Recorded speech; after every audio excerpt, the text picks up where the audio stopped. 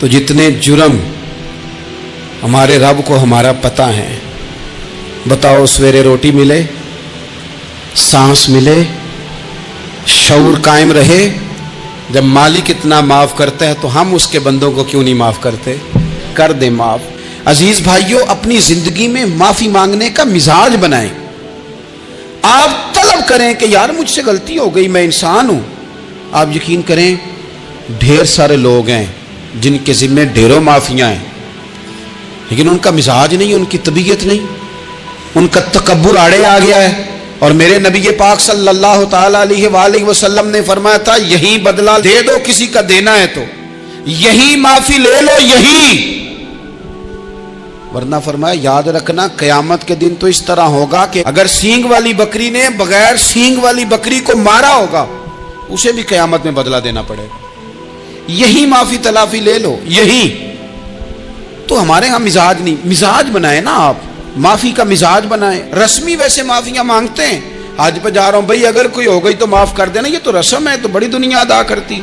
آپ کو پتہ ہے کہاں آپ کو معافی لینی ہے، تو جہاں جہاں اس طرح کے معاملات ہیں وہاں آپ کلیئر کریں۔ صحیح بخاری میں حدیث ہے حضرت ابو ذر غفاری سے، جب کسی نے کہا کہ آپ نے اسی طرح کے کپڑے خود پہنے ہیں جس طرح کے آپ کے غلام نے پہنے، یہ کیا معاملہ ہے؟ تو فرمانے لگے، اعلانیہ خود بتانے لگے، فرمانے لگے مجھ سے ایک دفعہ غلطی ہو گئی تھی، میں نے ایک غلام کو جھڑک دیا تھا تو نبی پاک نے مجھے تنبیہ فرمائی، تو میں نے اس غلام سے معافی بھی مانگی، اور اس دن سے لے کر آج تک میں جس طرح کا خود لباس پہنتا ہوں اسی طرح کا اپنے غلام کو پہناتا ہوں۔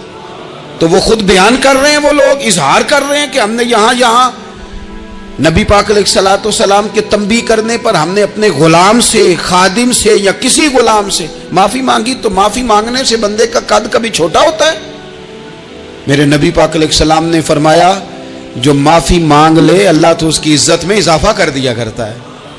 تو اس لیے ایک تو جہاں یہ معاملہ ہے وہاں، اور دوسری جو آیت میں نے تلاوت کی اس میں اللہ کہتا ہے کہ غصہ پی بھی جاؤ، معافی مانگو بھی اور معاف کر بھی دو۔ والکاظمین الغیظ والعافین عن الناس، فرمایا وہ لوگ جو غصہ پی جاتے ہیں اور لوگوں سے درگزر کرتے ہیں، لوگوں سے درگزر کرتے ہیں۔ واللہ یحب المحسنین، اللہ ان احسان کرنے والوں سے محبت فرماتا ہے، ان سے اللہ پیار کرتا ہے۔ تو رب فرماتا ہے جو غصہ پی جاتے ہیں والعافین عن الناس، اور لوگوں سے درگزر کرتے ہیں، ایک تو معافی مانگے اور دوسرا معاف کر بھی دیں۔ اگر دل میں کوئی بات ہو تو معاف، ہر روز لوگوں کو معاف کر کے سویا کریں۔ پہلے تو اس طرح کا کوئی کام ہی نہ کریں۔ ایک شخص نے جملہ کہا تھا، لکھا تھا، کمال لکھا تھا، اس نے کہا تھا کبھی ایسا کوئی کام نہ کرنا کہ کوئی تمہاری وجہ سے جا کے رب کے سامنے رونا شروع کر دے۔ ایسا کوئی کام نہ کرنا کہ کوئی بندہ تمہاری شکایتیں اللہ رسول کو لگائے، اس طرح کا کبھی کام نہ کرنا کہ وہ تڑپ اٹھے اور کہے اب تمہارا شکوہ میں نے وہیں کرنا ہے۔ کچھ لوگوں کی شکایتیں کرنی پڑتی ہیں اللہ رسول کی بارگاہ میں بھی، اپنے مشائخ کی بارگاہ میں کر دیتے ہیں بعض اوقات، انسان وہ بے بسی کے عالم میں کرے یا بہت زیادہ تکلیف اسے سہنی پڑے تو تب کرے، ہو جاتا ہے۔ تو ایک تو ایسا کریں نا، اور کوشش کریں لوگوں کو معاف کر دیں، اپنے دل سے چیزیں نکال دیں۔ اور کچھ لوگ ایسے ہوتے ہیں جن سے امید نہیں ہوتی، اپنے ہوتے ہیں کہ یہ والا جملہ، اور بندہ کہتا ہے یار تجھے تو نہیں نہ کہنا چاہیے تھا، کوئی اور کہتا مجھے۔ کہتے ہیں یہ نہ سمجھیں کہ لوگ کہتے نہیں، کہنے والے، یہ بات ہی آپ چھوڑ دیں کہ کوئی آپ کو کچھ کہے گا نہیں، یہ چھوڑ دیں۔ مخلوق تو اس طرح کی بات ڈھونڈ کے لاتی ہے کہ انسان پریشان ہو جاتا ہے کہ یار میں یہ کر سکتا تھا، میں نے کیا نہیں، اور جو میں نے کیا نہیں وہ تو نے میرے کھاتے ڈال دیا ہے۔ ایسے لوگ سامنے کھڑے ہو گئے فتح مکہ کے دن کہ جن کے چہروں سے ان کی زیادتیاں عیاں ہو رہی تھیں، ان کے ظلم چھلک رہے تھے چہروں سے۔ حضور کے سامنے کھڑے ہیں، کانٹے بچھانے والے بھی، روڑے مارنے والے بھی، گلے میں رسیاں ڈال، سارے کھڑے ہیں۔ حضور نے فرمایا بتاؤ تمہارے ساتھ کیا سلوک کروں؟ انہوں نے کہا آپ کریم ہیں۔ تو حضور نے پتہ کیا کہا؟ قرآن پاک میں ایک سورہ یوسف ہے، کچھ لوگوں کو لفظ یہ قصہ بھی بڑا برا لگتا ہے، تو اللہ فرماتے ہیں نحن نقص علیک احسن القصص، محبوب ہم آپ کو ایک سونا قصہ سنانے لگے ہیں۔ اس کو اللہ نے قصہ کہا، سونا قصہ، سورہ یوسف کو۔ تو سورہ یوسف کیا ہے بھلا؟ ذرا انداز دیکھیے سورہ یوسف کا. پہلے حضرت یوسف لاڈلے ہیں باپ کے، لاڈلے، پھر اسی جناب یوسف کے منہ پہ تماچے ہیں، پھر وہی جناب یوسف کنویں میں ہیں، پھر کنویں سے بچ گئے. کنویں میں گرا بھی بندہ کبھی بچتا ہے، بچ گئے. اللہ کی شان ہو تو بچ جاتا ہے، بچ گئے. فرماتے ہیں میں نے سمجھا بچ گیا ہوں، جب بچ گیا تو بڑی تکلیف ہوئی. بھائیوں نے کہا ہمارا غلام ہے، ہم نے بیچنا ہے. سگے بھائیوں نے بیچا، جو باپ کی طرف سے سگے تھے بیچا. فرماتے ہیں میں بکا. اب بڑا پریشان تھا کہ یار کبھی آپ غور کریں نا کسی کا ریٹ لگ جائے. فرماتے ہیں اب بڑا پریشان تھا، اور جب میں مصر میں گیا تو میں کونے میں کھڑا ہوں اور لوگ مجھے خرید رہے ہیں. محبت میں یہ قصہ سنانا تو آسان ہے کہ بی بی اٹی لے کے آ گئی تھی، پر جو بیکرا ہے اس کا بھی تو حال دیکھو نا کیا ہے، اس کا ریٹ لگ رہا ہے. یہ بھی تو بڑی. اور جناب یوسف کہتے ہیں پھر عزیز مصر نے خرید لیا تو بادشاہ کے گھر گیا تو کچھ سکھ کا سانس آیا. یہ حضرت یوسف ہیں، یہ لاڈلے ہیں. فرماتے ہیں سکھ کا سانس لیا ہی تھا کہ جناب زلیخا نے الزام لگایا، اور وہ غلطی معاذ اللہ جس کا تصور بھی نہیں، اس کی پاداش میں سالوں جیل کاٹا. لیکن خدا کی حکمت ہے نا، اللہ کا کرم ہے نا، جس ملک کے وہ قیدی تھے رب نے اسی ملک کا حکمران بھی بنا دیا. یہ اللہ کی حکمت ہے نا، تقاضے ہیں نا. صبح کے تخت نشین شام کے مجرم ٹھہرے، ہم نے پل بھر میں نصیبوں کو بدلتے دیکھا. وہ جو چاہے جب چاہے کر دے.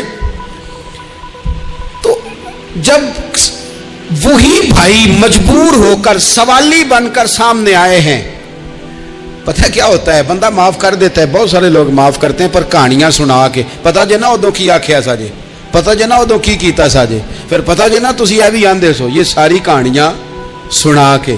لیکن حضرت یوسف کے سامنے کھڑے ہو گئے. جناب یوسف نے بات چھیڑی کوئی نہیں، فرمایا تم سے بات ہی کوئی کرنی، جاؤ تمہیں سارا کچھ معاف کیا. اب جب یہ لوگ مکے والے حضور کے سامنے کھڑے، اس طرح معافی دینی چاہیے. یہ جب سامنے کھڑے ہوئے تو حضور نے فرمایا پتہ ہے تمہارے ساتھ کیا سلوک کرنے والا ہوں؟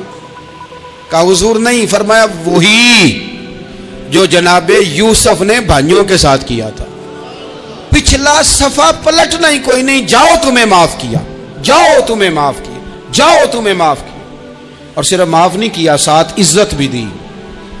سب سے زیادہ مقابلے تو حضرت ابو سفیان نے کیے تھے نا، آخر تک وہ آئے تھے. آج وہ کلمہ پڑھ رہے ہیں، سردار ہیں، کلمہ پڑھ رہے ہیں. تو نبی پاک نے صرف معافی نہیں دی، عزت بھی دی. فرمایا جناب ابو سفیان چونکہ اب مسلمان ہو گئے ہیں، میں سب کو معاف کرتا ہوں. جو اپنا اندر سے دروازہ بند کر لے اسے بھی معاف کرتا ہوں، اور جو ابو سفیان کی حویلی میں آ جائے اسے بھی معاف کر دوں گا. تو ابو سفیان وہ کہتے میں حیران ہی ہو گیا کہ اتنی بڑی بات، معافی بھی دی اور ساتھ عزت بھی دی. تو آج جو سبق آپ کی خدمت میں میں نے عرض کیا ہے، اس کو آپ امید ہے یاد رکھیں گے. ایک تو یہ کہ معافی مانگ لیں. اگر کسی جگہ ہمارا معافی مانگنا، اگر ہم سمجھتے ہیں، ہمارا دل ضمیر گواہی دیتا ہے کہ مجھے معافی مانگنی چاہیے، تو معافی مانگیں. اور دوسرا پھر معافی دیں بھی، اور معافی دیں، سیاسی صلح نہ کریں. معافی دیں تو پھر واقعی دیں، دل سے دیں. دو لوگ بیٹھے تھے نا حرم مکہ میں، ایک صاحب کہہ رہے تھے کہ میرے اوپر بدر میں جو قتل ہو گئے کفار، ان کا ذکر چل رہا تھا، تو دونوں گفتگو کر رہے تھے، بدر میں ہمارے اتنے لوگ مسلمانوں نے مار دیے. تو ایک ان میں کہنے لگے کہ اگر میرے اوپر قرض نہ ہوتا اور میرے چھوٹے چھوٹے بچے نہ ہوتے تو میں تو تلوار لے کے جاتا اور مدینہ شریف جا کے معاذ اللہ بدلہ لے آتا. دوسرا کہنے لگا میں دیتا ہوں نا تیرے بچوں کا خرچہ بھی، اور میں تیرا قرضہ بھی اتارتا ہوں، تو جا. اس نے کہا پکی بات ہے؟ کہا ہاں، قرضہ بھی میں اتار دوں گا، تیرے بچوں کا خرچ بھی اٹھاؤں گا، تو جا. اس نے خنجر تیار کیا، تلوار تیار کی، گھوڑے پہ بیٹھا، گلے میں وہ تلوار اس نے اپنے ڈالی اور مدینہ شریف آ گیا. اتفاق کی بات یہ کہ ملاقات حضرت عمر سے ہوئی. جناب عمر کہنے لگے مجھے تیری نیت ٹھیک نہیں لگتی. پکڑا کدھر آئے ہو؟ کہنے لگا میں تو بدر کے قیدیوں کے بارے میں بات کرنے ہیں. فرمایا تلوار لے کے، تلوار لے کے چل تجھے حضور کے پاس لے کے جاتا ہوں. نبی کریم کی بارگاہ میں لے گئے تو حضور فرمانے لگے کیسے آئے ہو؟ کیسے آنا ہوا؟ کہنے لگے جی میں تو بدر کے جو قیدی آپ کے پاس ہیں ان کی بات کرنے آیا تھا. تو حضور فرمانے لگے چل پھر باقی کی میں سناؤں. خیال آیا مسلمان نیک و بد پہچان جاتے ہیں، محمد آدمی کے دل کی باتیں جان جاتے ہیں صلی اللہ تعالی علیہ وسلم. فرمایا میں سناؤں؟ حضور کیا؟ فرمایا تم اور فلاں بن فلاں وہاں بیٹھے ہوئے تھے نا حرم مکہ میں فلاں پہاڑ کے ساتھ ٹیک لگا کے، اور تم نے یہ کہا تھا نا کہ قرضہ نہ ہوتا، بچے چھوٹے نہ ہوتے تو بدر کے مقتولین کا میں بدلہ لیتا. یہ سارا کچھ طے کر کے پھر آئے ہو تلوار لے کے، اور یہاں کہتے ہو میں قیدیوں کے بارے میں بات کرنے آیا تھا. اس کے تو پسینے چھوٹ گئے، وہ تو بے حال ہو گیا. اس نے کہا اس کا تو سوائے اس کے اور میرے کسی کو نہیں پتا، اور اگر آپ کو پتا چل گیا ہے تو پھر آپ اللہ کے سچے رسول ہیں. تو حضور اگر آپ کو پتا چل گیا ہے کہ میں قتل کرنے کے ارادے سے آیا ہوں، میں معاذ اللہ بدلہ لینے آیا ہوں، اللہ کرے آپ کو سمجھ آئے میری بات کی.